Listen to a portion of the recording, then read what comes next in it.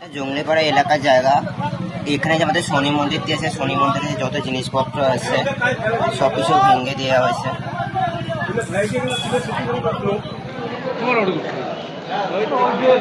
আমারও এদিকে না শিব মন্দির শিব ঠাকুর থেকে পায় নাই